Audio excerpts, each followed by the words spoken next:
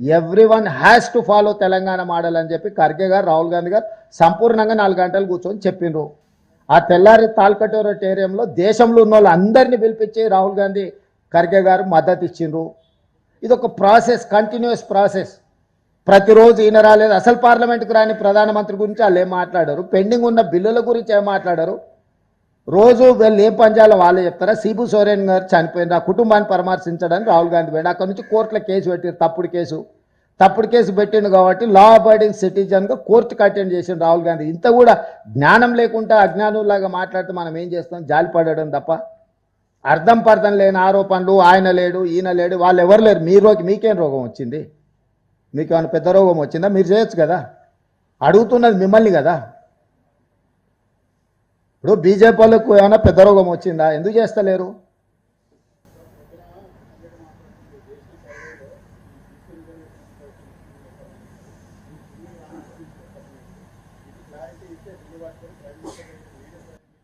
అన్ని ఇస్తాం. అఫీషియల్గా మీటింగ్ ఏర్పాటు చేస్తే కిషన్ రెడ్డి గారికి సెక్రటేరియట్లని, chief secretary, planning department special chief secretary, అందరు అధికారులతో అఫీషియల్గా నేను మొత్తం అవగాహన కోసము అఫీషియల్ ఇది పెడతాను సెక్రటేరియట్లో. ఎప్పుడో డేట్ ఫిక్స్ చేయమన్నారు కిషన్ రెడ్డి గారిని. కృష్ణ, అందుకే కిషన్ రెడ్డి గారిని రమ్మంటున్నా. మొత్తం కలిపి చీఫ్ సెక్రటరీ, ప్లానింగ్ డిపార్ట్మెంట్ చూసింది ఇదంతా, వన్ మ్యాన్ కమిషన్ చూసింది ఇదంతా, బీసీ కమిషన్ చూసింది. దీంట్లో వివిధ అందరిని పిలిపించి అఫీషియల్ పవర్ పాయింట్ ప్రజెంటేషన్ ఇస్తారు.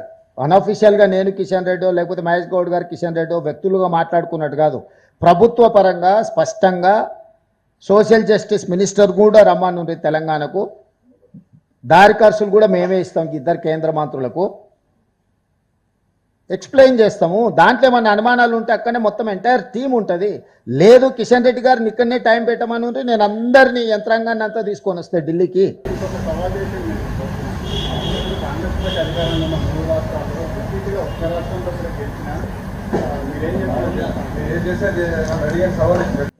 ఇప్పుడు మనం ఏం అడుగుతున్నామో ఆయన ఏం మాట్లాడుతుండు. 2004 నుంచి 2014 రాష్ట్రంలో కేంద్రంలో రిపీట్ చేసిందా లేదా కాంగ్రెస్ పార్టీ? ఏం మాట్లాడుతుండ ఆయన?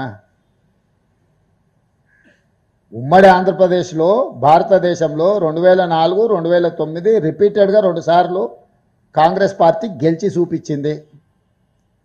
అర్థం లేని వాదనలు అంత కోరుకుంటే 29 ఎట్లాగో తెలంగాణ గెలుస్తా కదా, అప్పుడు చూపిస్తా. కేంద్రంలో గెలుస్తాం కదా, అప్పుడు చూపిస్తా రాష్ట్రంలో కేంద్రంలో ఎట్లా గెలుస్తామో.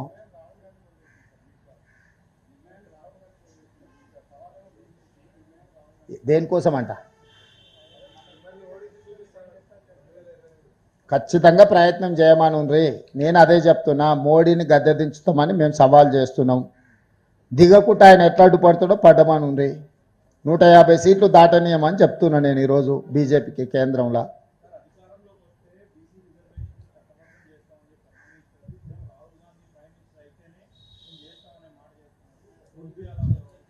అయ్యా, అధికారంలోకి వచ్చిన తర్వాత చేయాల్సిన ప్రక్రియలు చేసిన తర్వాత వారు నియమించిన గవర్నర్ గారు ఆ బిల్లులను ఆమోదించకుండా రాష్ట్రపతి ఆమోదం కోసం పంపించిండు.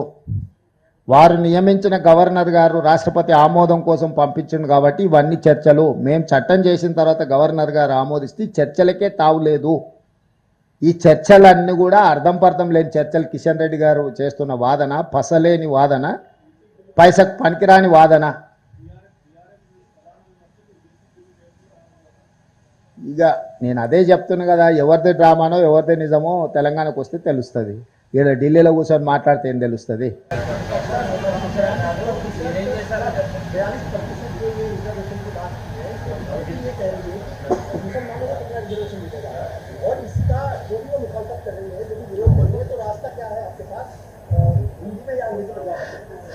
हम लोग राहुल गांधी जी जो पदयात्रा में भारत जोड़ो में वादा किया था इस देश को और तेलंगाना जनता को खासकर, तेलंगाना में कांग्रेस सरकार बनने के बाद जनगणना में जाति गणना के साथ साथ ओबीसी रिजर्वेशन 42% बढ़ाने के लिए वादा किया था।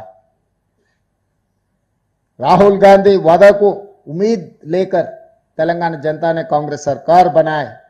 कांग्रेस सरकार बनते ही तुरंत पोन्नम प्रभाकर जी नेतृत्व में हम लोग 4 फरवरी 24 साल से लेकर 4 फरवरी 25 एक साल में सब प्रोसेस कर दे के बिल बना दे के गवर्नर को भेज दिए।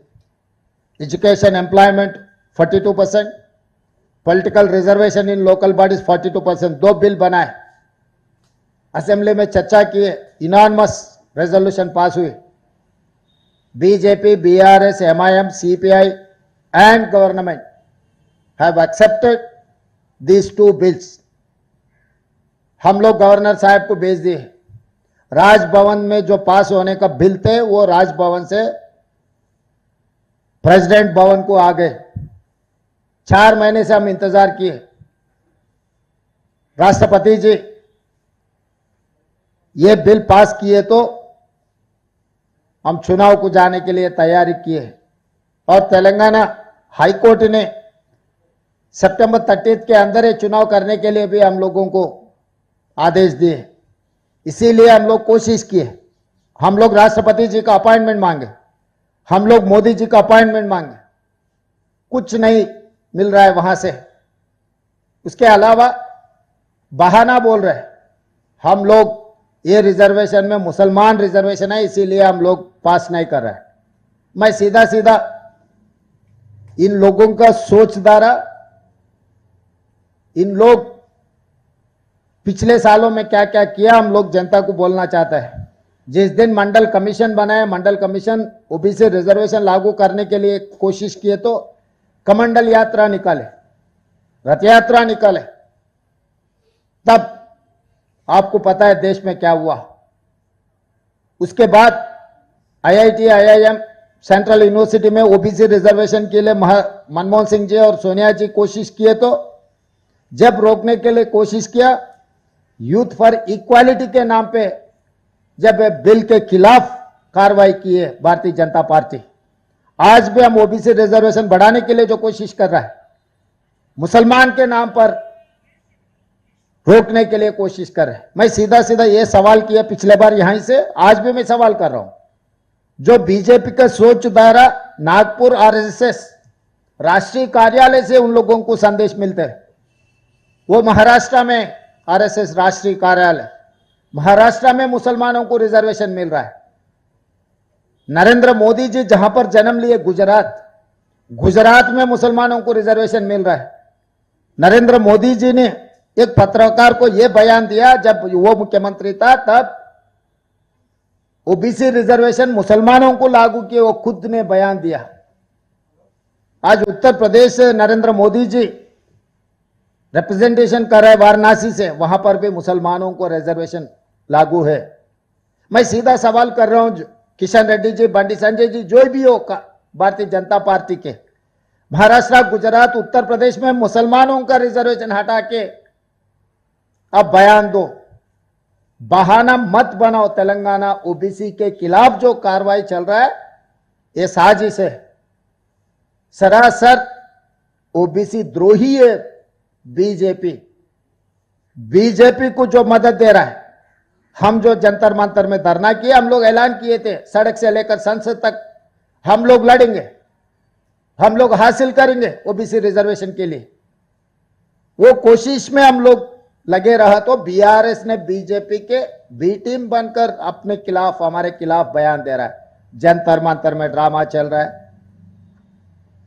भाई हम ड्रामा कर रहे हैं, बीआरएस बीजेपी वाले खुदकुशी कर लेके, सुसाइड कर लेके जंतर मंतर में धरना कर दे कि अगर रिजर्वेशन दिलाए तो शहीद बनेगा। एक बड़ा मॉन्यूमेंट कुछ बनाएंगे तेलंगाना में ओबीसी के लिए, जो शहीद हुआ बीजेपी बीआरएस वाले को। क्यों झूठे बातों से ओबीसी को अन्याय करने के लिए जो कोशिश कर रहे हैं, सरासर एक ठीक नहीं है। इसीलिए हम लोग साफ साफ कह दे रहे हैं, मोदी जी आप हमारे रिजर्वेशन को रोकने के लिए कोशिश मत करो। अगर आपके कोशिश ऐसी जारी रहेंगे, आने वाले चुनाव में आपको हटा देकर राहुल गांधी जी को प्रधानमंत्री बना देकर हम रिजर्वेशन हासिल कर लेंगे। क्योंकि जितने भी इस देश में राजनीतिक दल है, आजादी मिलने के बाद, कांग्रेस पार्टी संविधान देने के बाद ये सब सारे राजनीतिक दल बन चुका है, मगर एक ही राजनीतिक दल आजादी से पहले है, वो कांग्रेस पार्टी। कांग्रेस पार्टी के लिए कोई सिखाने का जरूरी नहीं है। जिस दिन इस देश के आबादी पूरा आजादी के लिए जब लड़ रहे सोच रहे थे, तब कांग्रेस पार्टी ने जन्म लिया। हम लोग शहीद होकर इस देश जनता को आजादी दिलवाए। जब इस देश जनता को संविधान का जरूरत है, संविधान हमने दिए। इस देश को तिरंगा झंडा हमने दिए। इस देश में एससी एसटी रिजर्वेशन से लेकर ओबीसी रिजर्वेशन तक कांग्रेस पार्टी ने दिया हुआ है। जब जब जनता की जरूरत है, वो जरूरतों को हम पूरे किए। आज भी हम लोग कोशिश कर रहे, हम लोग लड़ रहे, विपक्ष में लड़ रहे। अगर कामयाब नहीं हुआ तो सरकार बना दे के हम लोग कामयाब हो जाएंगे। एक दो दिन रोक सकता है लोग, मगर जो बीच में आता है, राहुल जी सोचदारों को, कांग्रेस सोचदारों को रोकने के लिए जो भी रोकने के लिए कोशिश करेगा, सबको हटा देंगे, सबको मिटा देंगे, मिट्टी में मिला देंगे। लाल किले पे तिरंगा झंडा लहराएंगे, राहुल जी को प्रधानमंत्री बनवा के हम ओबीसी रिजर्वेशन लागू कर देंगे। हम मोदी जी को इसीलिए, मोदी जी परम भक्त निशिकांत दुबे जी को मैं ये बात साफ कहना चाहता हूं। वो बयान दिया हुआ है पिछले हफ्ते में, बिना मोदी जी चुनाव लड़े तो 150 सीट, 150 से ज्यादा बीजेपी को नहीं मिलने वाला है। हाँ, आज के तारीख में डायरी में लिखो, निशिकांत दुबे जी, मोदी जी के नेतृत्व में हम चुनाव लड़ेंगे, राहुल जी के नेतृत्व में हम लड़ेंगे, मोदी जी के नेतृत्व में आप लड़ो। आने वाले चुनाव में 150 से एक सीट भी ज्यादा नहीं आने देंगे। जो कंडीशन लगा है 75 years cut off, Advani ji को, मुरली मनोहर जोशी जी को हटाने के लिए मोदी जी ने यह कानून लागू किए। जिस दिन गुजरात में बहुत सारे गड़बड़ हुआ, तब आज अटल जी ने मोदी जी को हटाने के लिए कोशिश की है, नहीं हटा सका। मोहन भागवत जी ने आज कोशिश कर रहे हैं मोदी जी को हटाने के लिए, मगर वो हटने वाले नहीं है, हमें पता है, आपको भी पता है। मगर राहुल गांधी जी के नेतृत्व में कांग्रेस पार्टी मोदी जी को हटा देंगे, कुर्सी से उतारेंगे, लाल किले पे तिरंगा झंडा लहराएंगे। आज नहीं है तो कल ओबीसी के लिए हम लोग खुद कानून बनाएंगे। तब तक किशन रेड्डी जी झूठ बोलना छोड़ दो। आप जितने बार झूठ बोलेगा, मैं उतने बार सच बोलूंगा आपके बारे में, आपके पार्टी के बारे में, मोदी जी के बारे में। इतने बार बार कह रहा है मुसलमान रिजर्वेशन के बहाना। आरएसएस राष्ट्रीय कार्यालय है नागपुर में, महाराष्ट्र में, पहले हटा दो मुस्लिम रिजर्वेशन। गुजरात में मोदी जी जन्म लिए, वहां पर भी हटा दो। मोदी जी उत्तर प्रदेश से सांसद बन के आए, प्रधानमंत्री बने, उत्तर प्रदेश में हटा दो। ये 3 राज्यों में आप हटा के तेलंगाना राज्य को आप सुझाव दो। बहानों से सरकार नहीं चलने वाले है, बहानों से आप बचने वाले नहीं है। तेलंगाना 4 करोड़ जनता बहुत होशियार है, आपसे भी ज्यादा। इस देश को चला है तेलंगाना का धरती पुत्र पीवी नरसिंह राव ने। इस देश को कैसे आगे लेकर जाना है, तेलंगाना ने रास्ता दिखाया। इतना याद रख के अब राजनीति करो।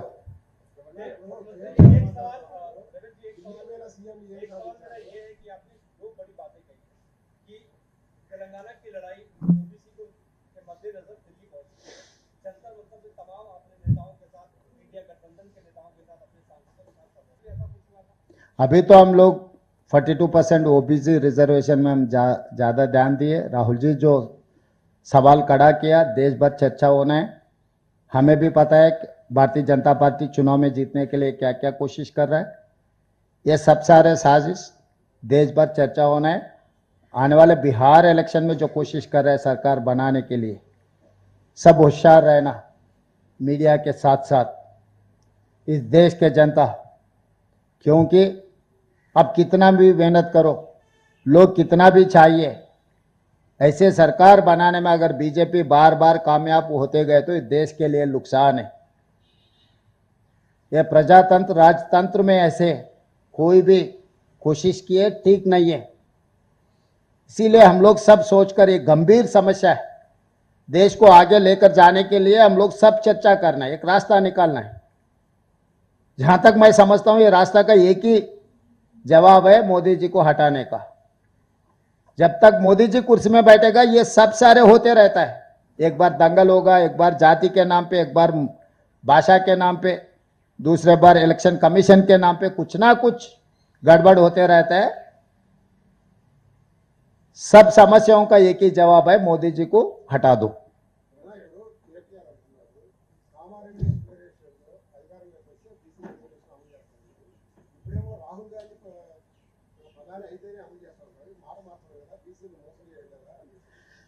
ఆయన పిచ్చి, ఆయన ఏ మాటలు మాట్లాడుతాడో ఆయనకే తెలియదు.